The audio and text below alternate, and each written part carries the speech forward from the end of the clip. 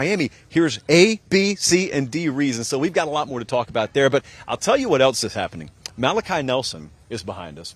And there's a whole lot of buzz around the college football world about USC and UCLA headed to the Big Ten of all conferences. So Malachi Nelson, man, this news broke while he was on the field today. Chris and Greg are out on the field with more. What's it been like out there with Malachi Nelson?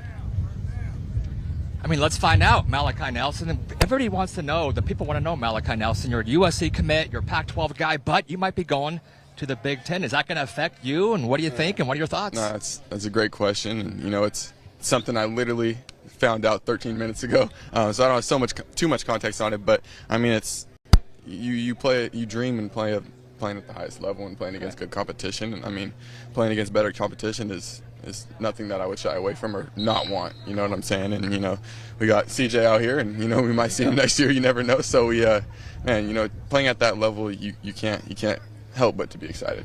So I'm not putting down anybody because I'm a West Coast Pac-12 guy, but you might be going playing, Cal, Stanford, 30,000 to go and playing at the Ohio State University, Yeah. Penn State, 100,000 fans. Yeah. Are you kind of excited for that stage? No, I love that. I was asked yesterday, I think, what's my favorite part about playing football and being a quarterback, and it's the pressure. I enjoy being in those hard environments, and those are definitely a few of them. And I definitely look forward to if it all works out, being able to get that opportunity, to play at that high level. With you now potentially playing in the Big Ten Conference, and you had guys that you competed against at the local level were going to schools like Oregon or UCLA, things like that. Now you're not going to have that natural rivalries with guys that you played with maybe in Little League or in high school. How does that make you feel now going to uncharted territory and probably seeing that Big Ten and that big house and 100,000? Yeah. No, I mean it's new, and I can't say too much because I know really little about it. But I mean, like I said earlier, I mean I love the competition, and if it means better competition and better you got to play against the best to be the best, and being at that high level and showing what we think USC can get back to it's going to be exciting. So you're processing this. We're going to stop grilling you. Let's talk Elite 11 if we can for a second. It's day 3. If you can, Malachi, how's the week gone for you? Expectations? I know you want to come in here as the guy. Are you happy with your overall performance so far this week? Yeah, I am. I said from the very jump, when we were talking earlier, I just wanted to learn as much as I can.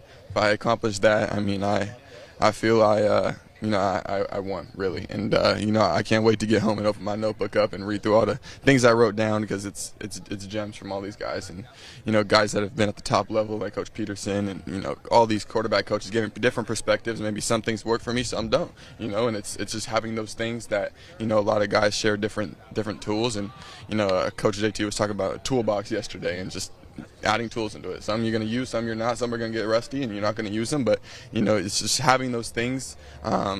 It's an advantage.